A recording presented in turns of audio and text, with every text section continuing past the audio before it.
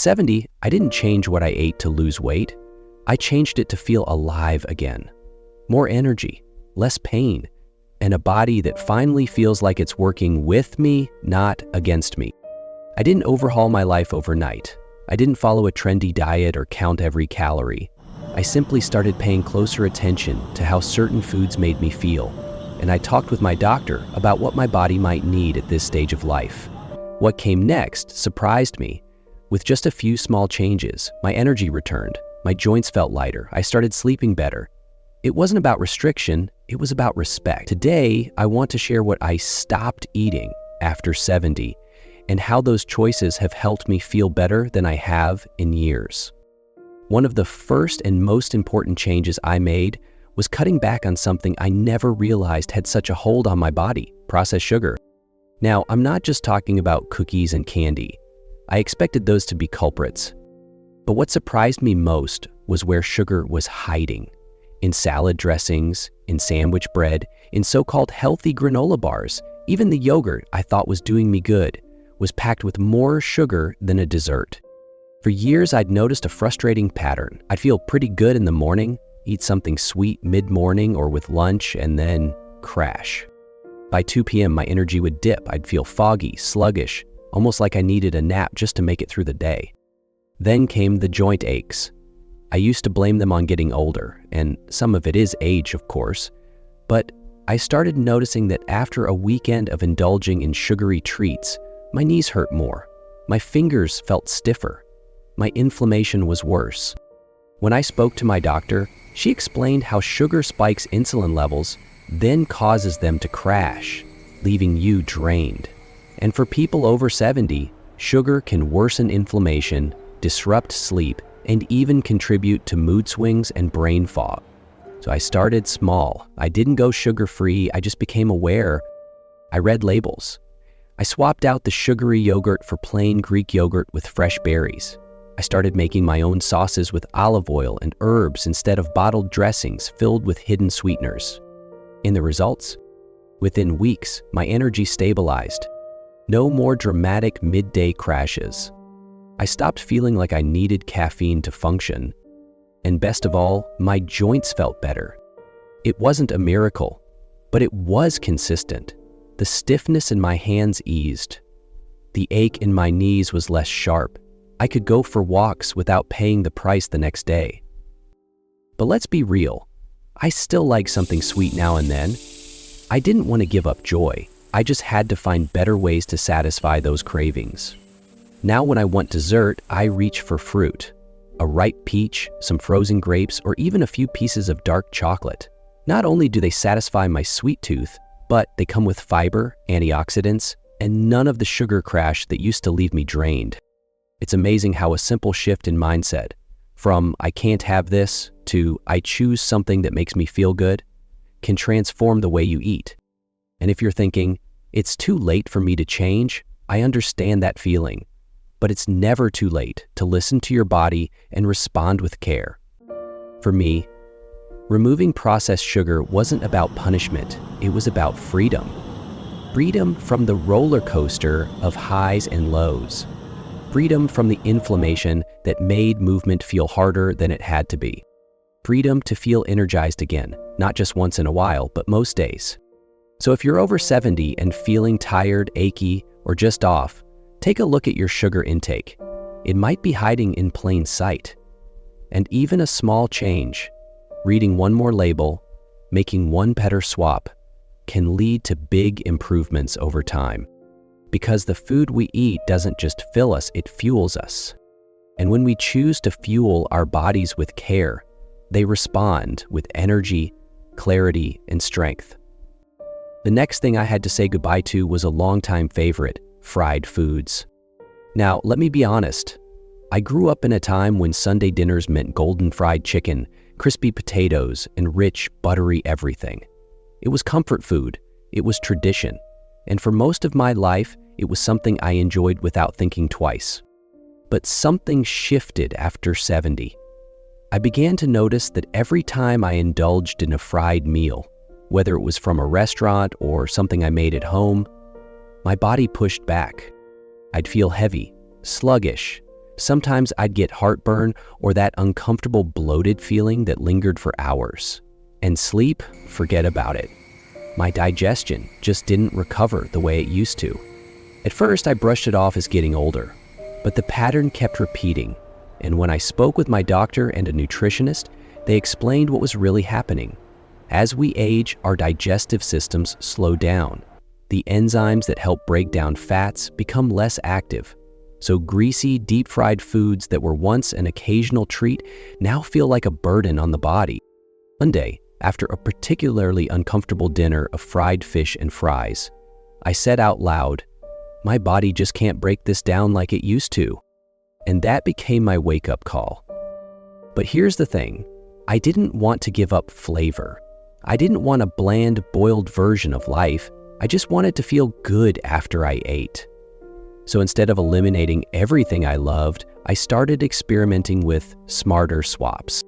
Now, when I'm craving crispy chicken, I make an oven-fried version using almond flour and a little olive oil. It gets golden and flavorful without the heavy grease.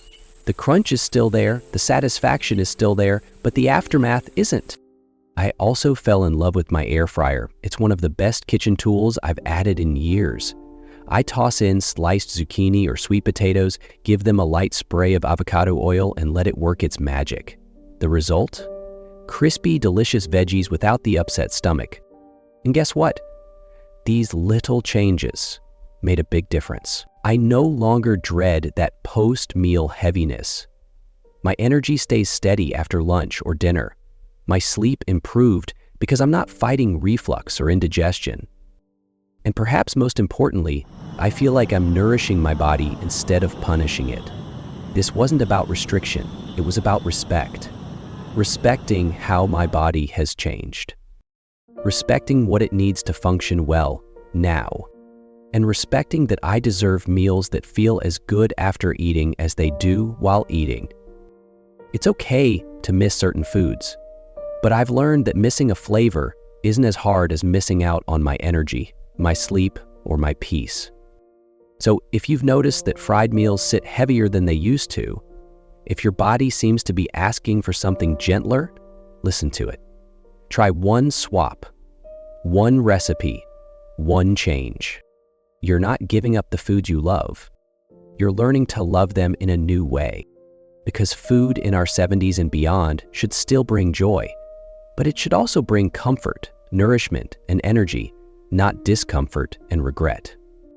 And if you can find that balance, even in something as simple as oven-fried chicken or air-fried veggies, you'll be amazed at how much better you can feel. Once I had cut back on processed sugar and greasy fried foods, I started to notice something new. Even when I was eating clean, I still didn't feel quite right. Most mornings, I'd wake up with puffy fingers and swollen ankles. Some days, my face felt bloated and my shoes felt tight before I even stepped outside. At first, I blamed it on the weather, or thought maybe I hadn't slept well. But deep down, I knew something else was going on. When I brought it up during a routine visit, my doctor gently pointed to something I hadn't considered: sodium. I wasn't adding a lot of salt to my meals, so I didn't think it was a problem. But then I started reading nutrition labels more closely, and what I found surprised me. Restaurant meals, canned soups, frozen entrees, even healthy wraps or veggie burgers. They were all packed with hidden sodium. I realized I could go days without touching a salt shaker and still consume far more than my body needed. And for someone in their 70s, that's a big deal. Too much sodium raises blood pressure, strains the heart, and can lead to swelling, fluid retention, and discomfort in the joints. It wasn't just about what I was adding, it was about what was already there. So I made the choice to cut back, not to be strict, but to be smart. First, I started by making small swaps. Instead of reaching for the salt shaker, I began experimenting with herb blends. My favorite? A simple mix of garlic powder and rosemary. Sometimes I add paprika or thyme for variety. Not only did this bring more flavor to my meals, it made them feel fresh, vibrant, and satisfying without all the salt. Next, I rethought how I approached one of my favorite comfort foods: soup. I used to buy canned soups for convenience, but I didn't realize how much sodium was lurking in just one serving, sometimes more than a full day's recommended amount. Now, I make my own soups at home, using low-sodium broth or even just water and herbs. A big pot of vegetable soup with beans, greens, and spices keeps beautifully in the fridge, and I know exactly what's going into it. These changes weren't drastic, but the impact was clear. The morning puffiness started to fade. My ankles didn't swell after long walks or sitting too long. And when I went back for my next checkup, my blood pressure had stabilized without medication. That was the moment it hit me. I wasn't just feeling better, I was actually supporting my long-term health in real, measurable ways. And I still enjoy flavor. I still season my food. I just do it differently now, with intention instead of habit. If you're over 70 and noticing swelling, bloating, or unexplained fatigue, take a closer look at your sodium intake. It might not be coming from where you think. Start reading labels. Watch for terms like sodium, broth, seasoning packet, or preserved. Those are usually red flags. And remember, this isn't about giving up taste. It's about reclaiming control over your health, your comfort, and your energy. A pinch of garlic and herbs can do more than just season your food. It can wake up your taste buds and support your heart. Because after 70, every choice matters. And the small ones, like swapping out a salty can of soup for a homemade bowl of comfort, can make all the difference. With sugar, fried foods, and sodium under control, I began feeling lighter, more balanced.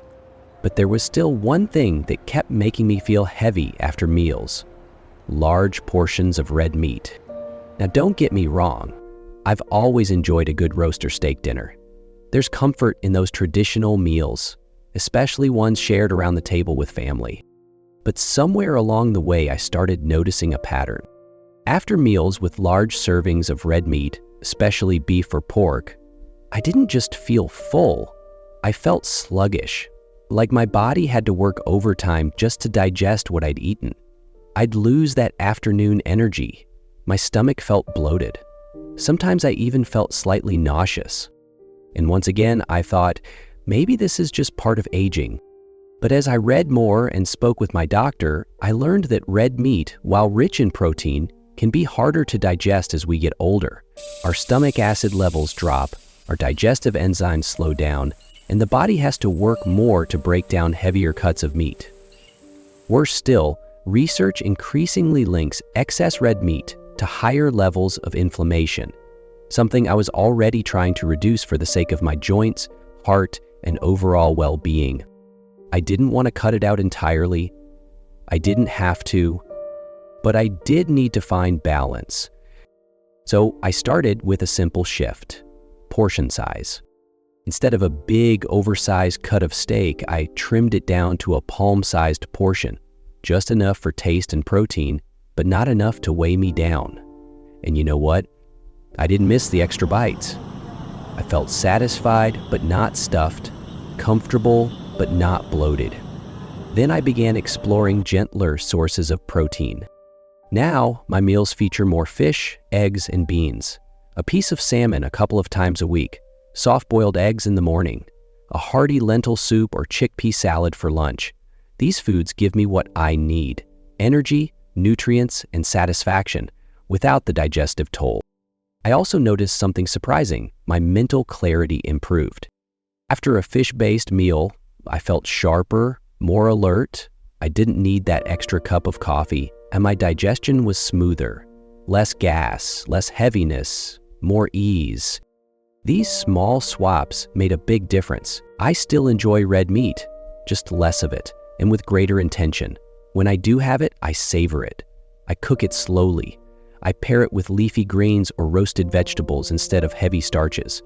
And I stop when I'm no longer hungry, not when the plate is clean.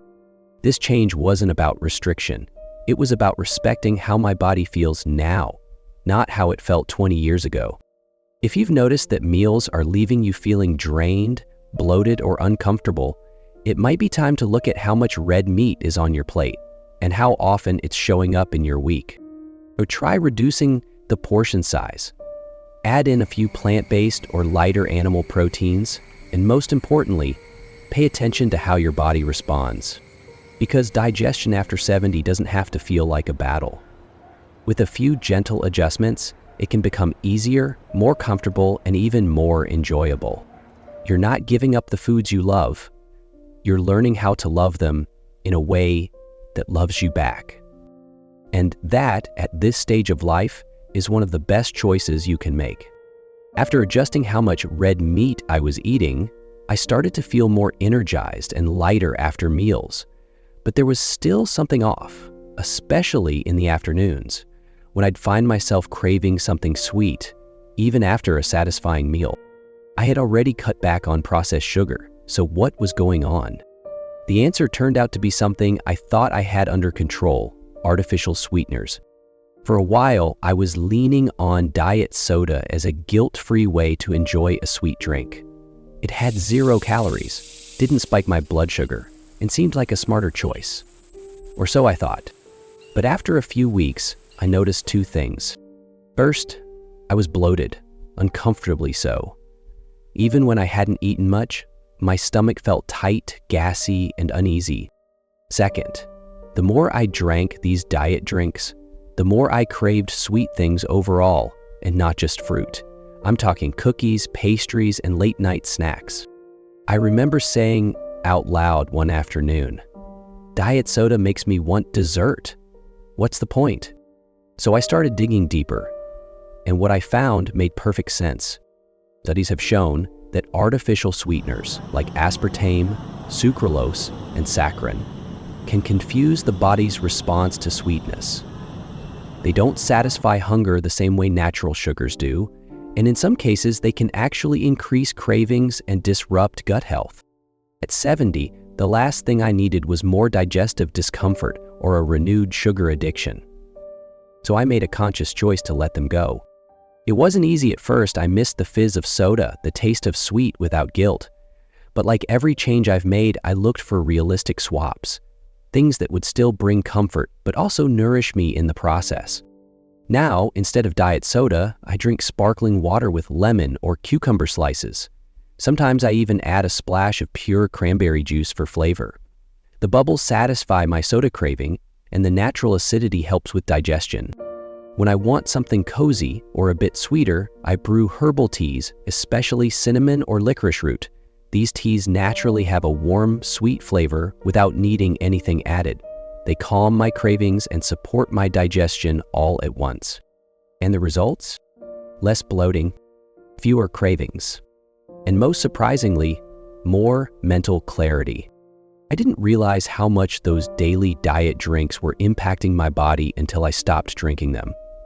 My afternoon crashes became less severe. I stopped looking for snacks late at night, and my stomach started feeling calm, even after larger meals. If you're still using artificial sweeteners because you think they're the better option, I understand. We've all been told they're smarter, safer, more diet-friendly. But if you're dealing with bloating, sugar cravings, or just don't feel quite right, pay attention. Your body may be telling you it wants something simpler, something cleaner, something real. And once again, the answer doesn't have to be restriction, it can be replacement. A warm mug of cinnamon tea can feel like a treat. A glass of sparkling water with lemon can refresh you without triggering cravings. These are small changes that bring real results. After 70, your body doesn't need tricks, it needs support. And cutting back on artificial sweeteners was one more way I chose to honor mine. Looking back, none of these changes felt drastic on their own. I didn't overhaul my life overnight. I simply listened more closely, more compassionately, to what my body had been trying to tell me for years. Less processed sugar, fewer fried foods, a lighter hand with salt, smaller portions of red meat, and a goodbye to artificial sweeteners. What I gained in return was far more valuable than any food I gave up. Steadier energy, less pain, better sleep, and a deep, quiet peace in my own body. These choices weren't about dieting or discipline. They were about dignity, about giving my 70-year-old body the care it deserves, without shame, without pressure, and without guilt. If you're on your own journey of change, know this: it's never too late to feel better. It's never too late to make one small shift. And it's never too late to treat your body not as a problem to fix, but as a partner to support. Your body is wise. Listen to it, honor it, and keep going, one small step at a time. If this story spoke to you, I invite you to stay connected with us here at Elderly Truths. This channel is a space to explore the quiet power of aging through stories of wisdom, healing, and hope. Please consider liking, subscribing, and sharing this video with someone who might need a gentle reminder that better health and deeper peace is still possible, one choice at a time. Until next time, take gentle care. And remember, small changes make a big difference, especially when they come from love.